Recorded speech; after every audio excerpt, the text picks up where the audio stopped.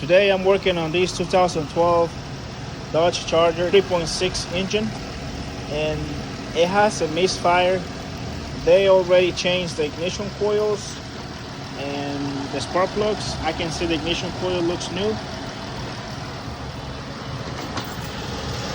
They also changed the pigtail, the connector pigtail on this one, but it still has a misfire on bank 2, on cylinder number 2, which is this one. This is number 2.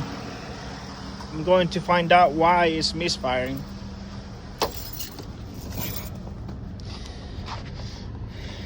Let's go to the scanner and see which cylinder is missing.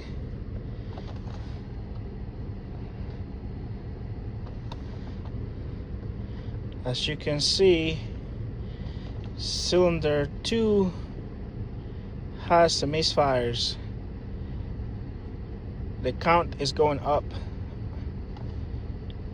That's the only one.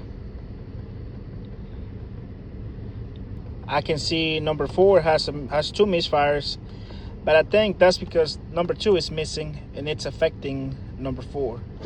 So I'm not gonna worry about number 4. I'm just gonna focusing on number 2. Okay, I'm gonna check it and see what I come up with. Someone replaced the ignition coils and spark plugs. Here are the spark plugs, and here the new ignition coils. And she said it still had a misfire even after they replaced all that stuff. The misfire, it was on cylinder number 2, which is this one. And I checked the fuel injector. The fuel injector is good. I did a compression test. It was leaking.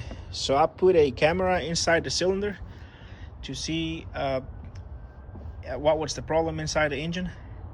And this is what I found out.